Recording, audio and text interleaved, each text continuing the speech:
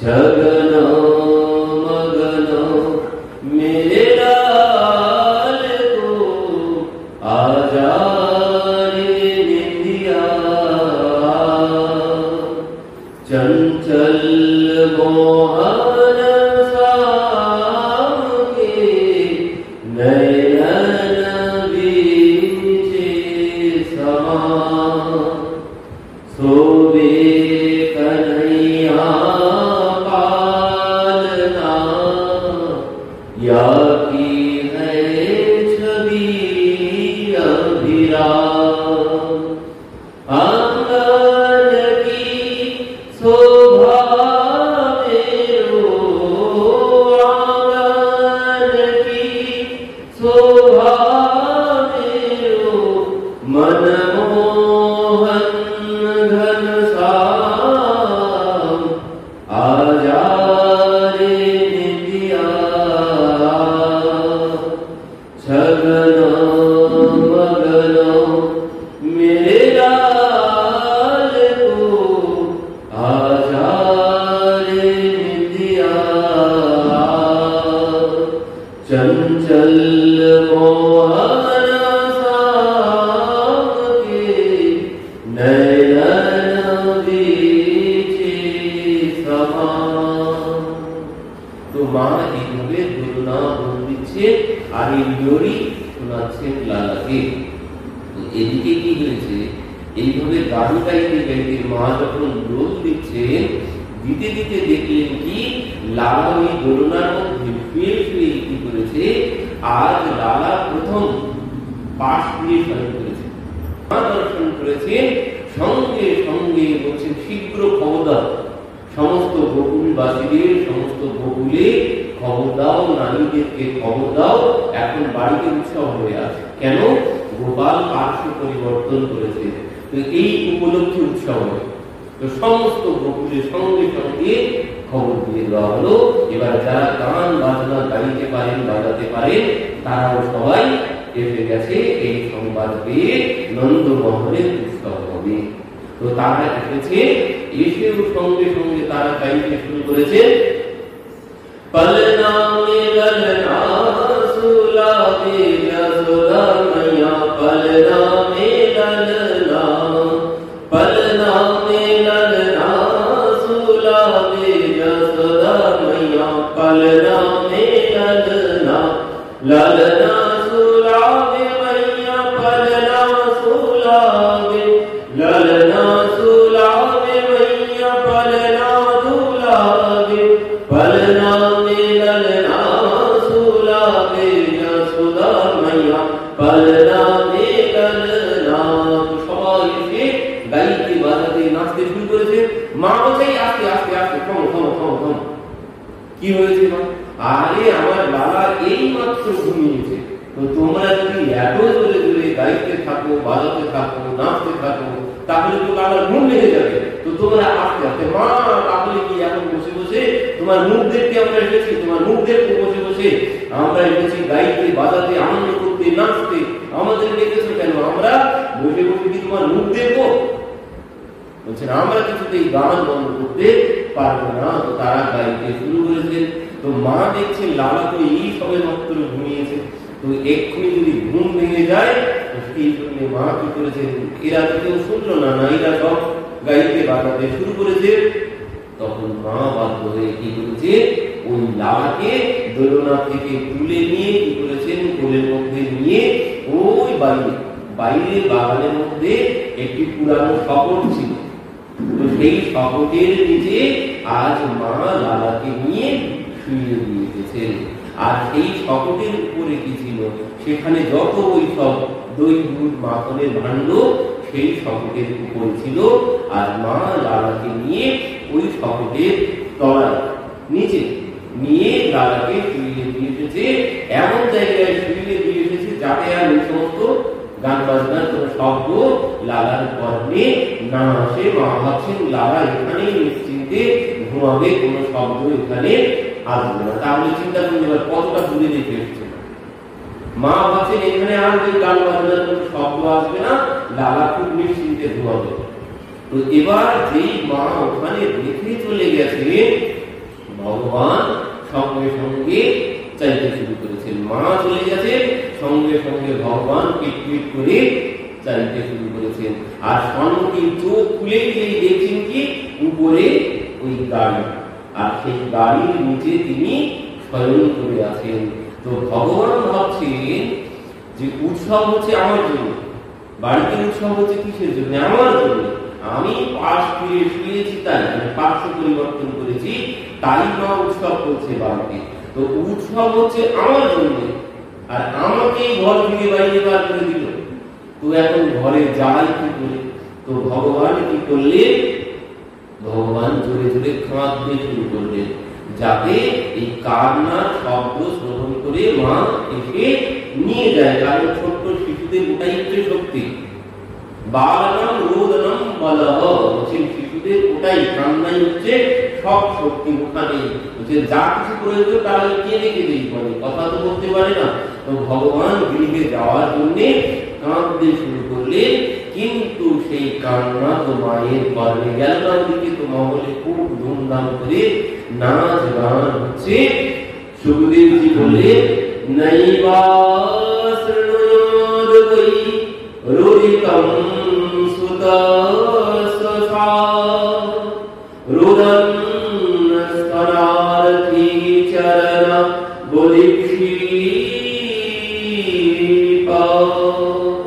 বলছে নৈবা শৃণুয়াদ বৈ, ভগবান তো কাঁদতে শুরু করেছেন, কিন্তু কেউ শ্রবণ করলো না। নৈবা শৃণুয়াদ মানে কেউ শ্রবণ করলো না ভগবানের কান্না। কিন্তু সেখানে কি হয়েছে? সেখানে একদল ছোট্ট ছোট্ট শিশুরা, ভগবানেরই সখারা, সব তারা আগের থেকে যারা একটু বড় হয়েছে তারাই খেলা করছিল। এখন এরা ওই লালার কান্না শ্রবণ করে কি করেছে? লালার কাছে এগিয়ে আসছে। তারা ভেবেছিল যে লালাকে কোলে নিয়ে আমরা মায়ের কাছে দিয়ে আসবো, এই জন্য তারা এগিয়ে আসছিল। আর যেই এগিয়ে আসতে তারা গেছে, হঠাৎ দেখছে কি ভগবান কি করেছেন? তখন এক বড় চরণ বার করে ওই শকটে লাঠি মেরেছেন। আর এই শকটে লাঠি মারলেন কেন? এর মধ্যে তো অনেক কারণ আছে। প্রথম যেটি কারণ সেটি হচ্ছে হিরণ্যাক্ষ দৈত্যের পুত্র উৎকচ এই শকটের উপরে এসে বসে আছে। তাকে লোমশ ঋষি অভিশাপ দিয়েছিল, সে ওই ঋষিদের আশ্রম গিয়ে তছনছ করছিল। তো সেখানে ঋষি অভিশাপ দিয়েছিল যাতে দেহ রহিত হয়ে যাবে, দেহ আর থাকবে।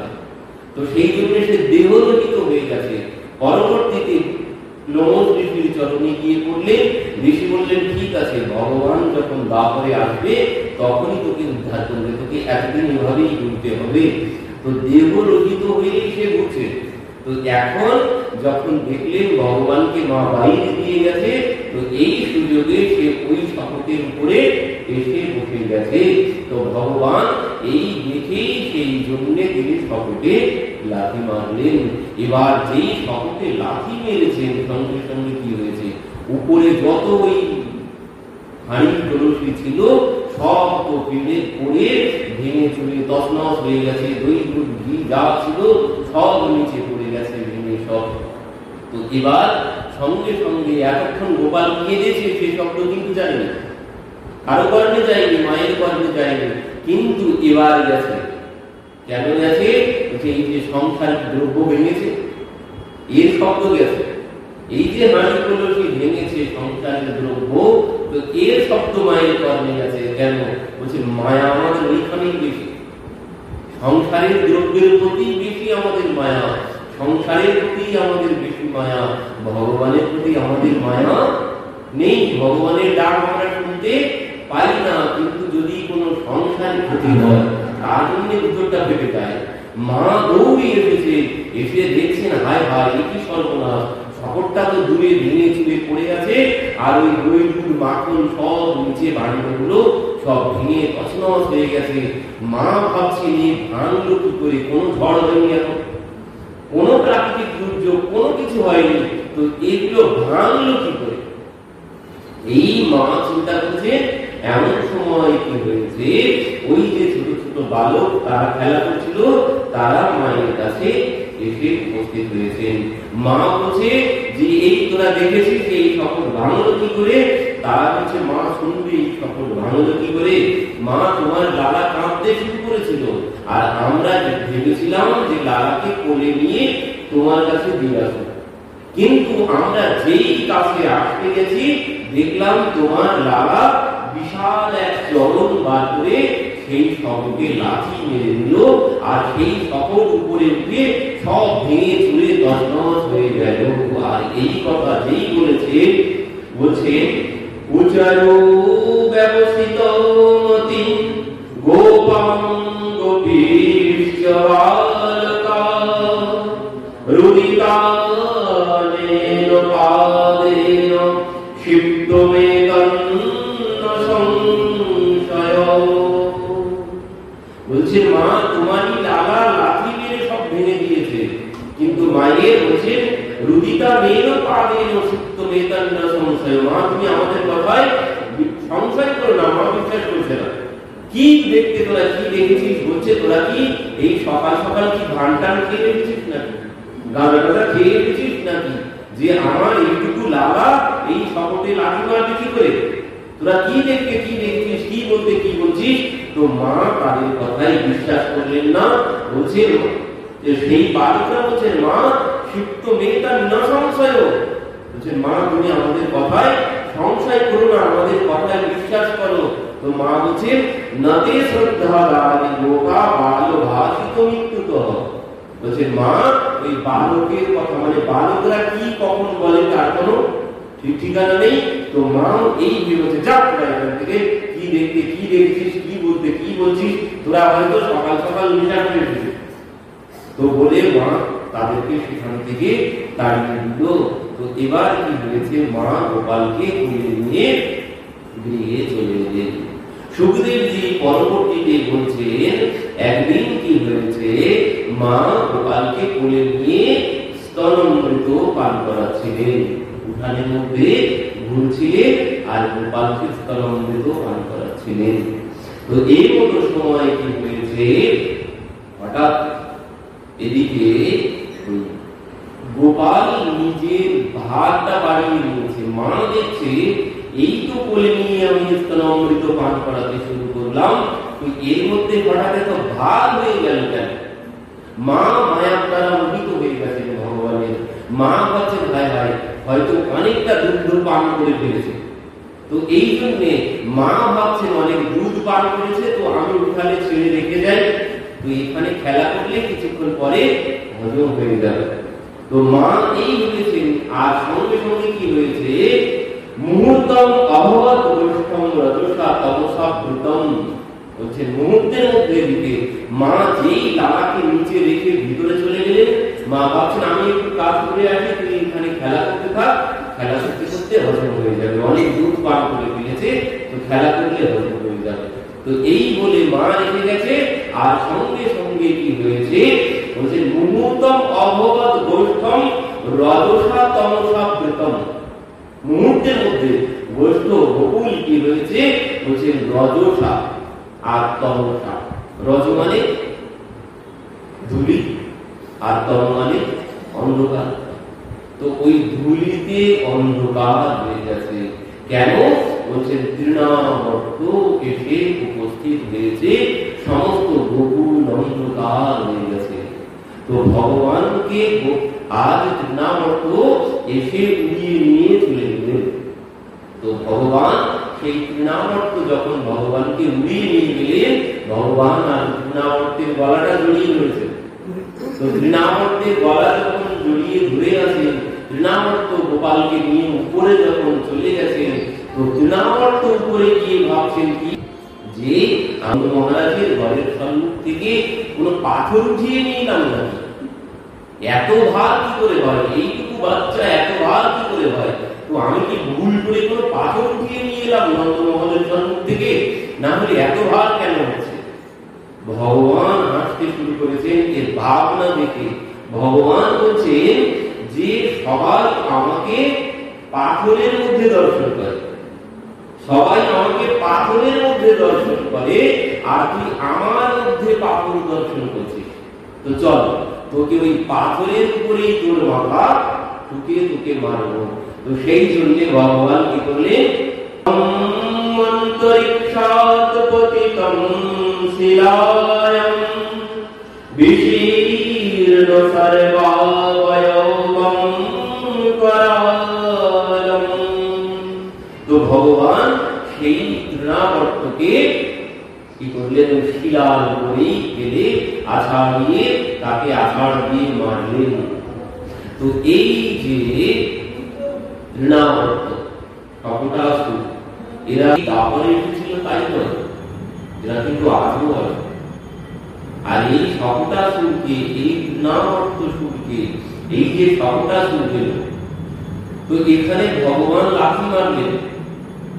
সকলে ভগবান লাথি মারলেন কেন? অনেক ভাবে ব্যাখ্যা দেওয়া আছে। বলছেন ভগবান সকলে লাথি মেরেছেন কি জন্য? আমাদের লক্ষ্য কোথায়? ভগবানকে রেখেছেন কোথায়? মহারাজ ভগবানকে রেখেছেন মা সকলের নিচে। ভগবানের উপরে আছে কি? ভগবানের উপরে আছে সমস্ত সংসারের লোক। তো সংসার উপরে, ভগবান নিচে। তো বলছেন যেখানে এমন অবস্থা, সংসার আগে ভগবান নিচে, বলছেন তেমন সংসারে আমি এভাবেই রাখি নয়। যেখানে সংসারের কি আমরা গুরুত্ব দেব বেশি, যখন ভগবানকে গুরুত্ব দেব না, যে সংসার কখন ঠিকভাবে চলবে, যে সংসার ধর্ম আমরা বলি সবাই যে সংসার ধর্ম বড় ধর্ম। সংসার ধর্ম বড় ধর্ম, এটাকে আমরা ভেবে নিয়েছি কি ওই সংসার করাটাই মানে মনে হয় ধর্ম, এটাই আমরা ভেবে নিয়েছি। সংসার করা, স্ত্রী পুত্র এদেরকে মানুষ করা, সন্তান মানুষ করা, সন্তান জন্ম দেওয়া, এদেরকে মানুষ করা, পতি পত্নী এদেরকে দেখাশোনা করা, এটাই হচ্ছে ধর্ম। আমরা এটাই ধরে নিয়েছি যে সংসার ধর্ম মানে এটাই, সংসার ধর্ম বড় ধর্ম। সংসার করো ওটাই হয়ে যাবে, সব ভগবানের নামটা ওসব শোনার দরকার নেই, ওসব করার কোন দরকার নেই। সংসার ধর্ম বড় ধর্ম, এটাই করো, সব হয়ে যাবে। বলছে না, সংসার ধর্ম শব্দ দুইটি, সংসার ধর্ম। এখানে একটি হচ্ছে লৌকিক ধর্ম আর একটি হচ্ছে পারলৌকিক ধর্ম। এই সংসার দুটি গাড়ি, এগুলো দুইটি চাকা, একটি ধর্ম নয়। সংসার পালন করা এটাই ধর্ম নয়। এখানে দুইটি বিষয় আছে, একটি সংসার আর একটি ধর্ম। বলছেন সংসার কি? সংসার হচ্ছে লৌকিক ধর্ম, আর যে ধর্ম সেটি হচ্ছে পারলৌকিক ধর্ম। এই লৌকিক আর পারলৌকিক রূপী দুই চাকা সংসারে। বলছেন এই দুই চাকা যখন সমান ভাবে চলবে, তখনই কিন্তু সংসার ঠিকভাবে চলবে। সেই সংসারে সুখ থাকবে যে সংসারে দুইটি চাকা, যে গাড়ির দুইটি চাকা ঠিক আছে। যদি একটা চাকা জাম হয়ে থাকে আর এক চাকায় যদি তেল দিতে থাকে, তো সেই গাড়ি কি চলবে? না, সংসার রূপী গাড়ির দুইটি চাকা, একটি হচ্ছে লৌকিক আর একটি পারলৌকিক। লৌকিক ধর্ম কি? লৌকিক ধর্ম মানে হচ্ছে ওই সংসার ধর্ম, মানে সংসারের যে দায়িত্ব কর্তব্য, আমার যার প্রতি যে দায়িত্ব কর্তব্য আছে, পতির প্রতি, পত্নীর প্রতি, পুত্রের প্রতি, কন্যার প্রতি যে দায়িত্ব, শ্বশুর শাশুড়ির প্রতি যে দায়িত্ব আছে, এটা হচ্ছে লৌকিক ধর্ম। আর পারলৌকিক ধর্ম বলছেন শুধু সংসার করলে হবে না, সংসারের মধ্যেও ভগবানকে বসাতে হবে। ভগবানকে না বসালে যেন দুইটি চাকা সমান হবে না, এক চাকায় কোনোদিন গাড়ি চলবে না। শুধু সংসারের দায়িত্ব পালন করলে চলবে না। তো সংসার করতে গেলে সবসময় দুইটি দিকে লক্ষ্য রাখতে হবে। যদি ওই এক চাকা বাদ দিয়ে আরেক চাকায় তেল দিতে থাকি, তাহলে গাড়ি চলবে না। ভগবান বললেন যদি ওই সংসারকে প্রাধান্য বেশি দাও, তাহলে কিন্তু সংসার চলবে না।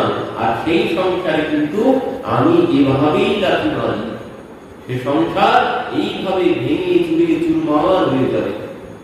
যে সংসারে একটা ধর্ম আছে, মানে একটি চাকা আছে, শুধু লৌকিক ধর্ম আছে, পারলৌকিক ধর্ম যেখানে নেই, ভগবানকে ওই কি করি সিঁড়ির তলায় বসিয়ে রাখি হয়তো, আর কি ওই দুটো তিনটে রুটি দ্বারা, আর ওই 10 ml গ্লাসে জল, এই হচ্ছে আমাদের ঘর। আমরা ভগবানকে ওই পুতুল বাড়ি, একটা পুতুল বাড়িতে বসিয়ে রাখি, আর ওই দুটো তিনটে লক্ষ্মী দানা আর ছোট্ট একটা টেনে মেরে ঔষধ খাওয়ার গিলাস, ওদের করে এই জল বলছেন। এইভাবে সংসার চলে না, এইভাবে কোনদিন সুখ আসে না।